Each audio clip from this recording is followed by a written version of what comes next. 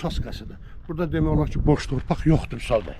Yəni tamaşaçılarımız maraqlanan olsa birbaşa bu nömrələ əlaqə saxlayıb Birbaşa da əlaqə saxlaya sizdən bilərlər. məlumat ala bilər. Sizlə də əlaqə saxlayıb birbaşa sizlə də fərq eləməz.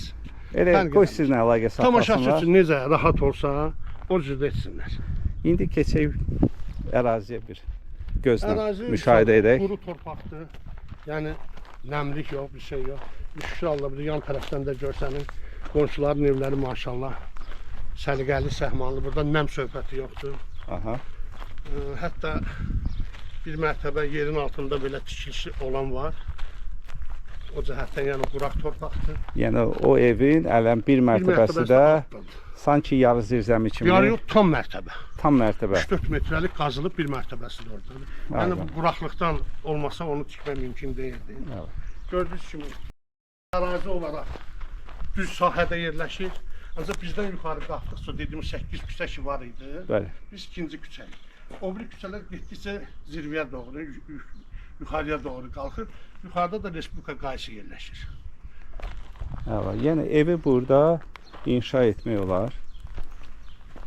Tam. Nəcəb bura divar çəkməmisiniz? Dedim elə əslində əvvəllər tikmək fikrim niyyətim olan vaxtı. Bəli. Qonşunun bağ sahəsidir. Dedim elə tikilinin bir tərəfini salaram bura, Aha. bağa. O tərəfdən bağa gidiş qoyaram bir tərəfdən. O minvalla hasat çəkmədi.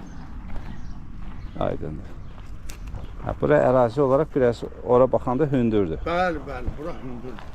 Bu yolla bərabər. Ora çökəkdədir. Ancaq bizimki yolla bərabər. Hətta 1 metrə yaxın da yoldan da hündürdür. Təhlükəsizlik üçün gələcəkdə bir problem bura heç vaxt olmaz. Demək, Vüsal bəy bir də onu məlumat verim. Bəli. Birinci küçə, Ora. bəli, birinci küçə məşhur ATV-nin binaları deyirlər. ATV-nin küçəsi. Yəni burada yaşayanlar tanıyır. Ümumiyyətlə Bakıda Bu çox ərazi. adam tanıyır.